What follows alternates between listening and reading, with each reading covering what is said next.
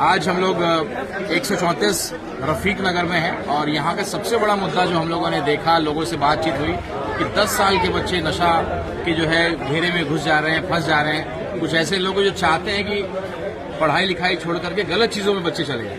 और बड़ी बात यह है कि कई परिवार के लोगों से भी हम लोग मिले तो उनके घर के आगे कोई नशा कर रहा है और अगर वो मना करे तो उसको ही मारा जाता है उल्टा। थाने में जब जाइए केस कराने तो केस तक नहीं लिया जाता है। ये एक पहला मुद्दा जो आप देख रहे होंगे, हम लोग जो मेजबीन अतीक अहमद जो हमारी उम्मीदवार हैं AIMIM की, उनके लिए प्रचार कर रहे हैं। और पहला मुद्दा हम लोगों ने अपने इसमें भी लिखा हुआ है कि नशा मुक्त गवंडी को बनाना है। और घर घर घूमने के बाद ये महसूस हुआ, लोगों की समस्याओं की बात हम लोगों ने की, तो नशा एक सबसे बड़ा यहाँ समस्या है। 10 साल 12 साल के बच्चे हाथ में जो है चाकू लेकर के, क्योंकि जो नशा हो जाएगा वो अपने होश में नहीं रहता, तो उसको बिल्कुल बढ़ावा नहीं देना। आप लोगों ने देखा भी है, अतीक साहब ने अभी कोरेक्स का कितना बड़ा एक जो है खेप को पकड़वाने का काम किया था अपने जान पे खेल करके। क्योंकि जो लोग इस कारोबार में हैं और जो लोग इस कारोबार को बढ़ावा दे रहे हैं, उनका खात्मा करना है।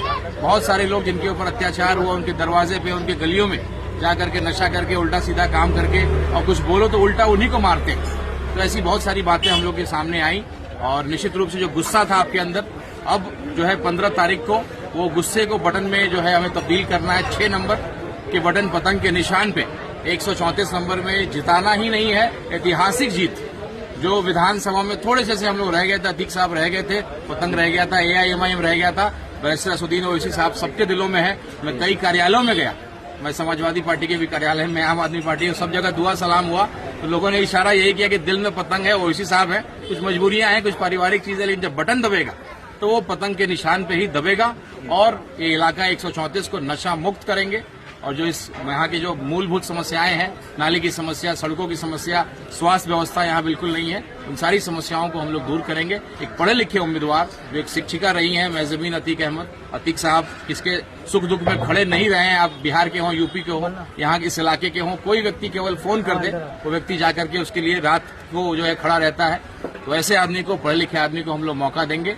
और ये बिल्कुल एक जो हुजूम दिख रहा है, जिस तरीके से लोग, क्योंकि गुंडों के सामने जरा आने में लोग घबराते हैं, ये भी एक माहौल है।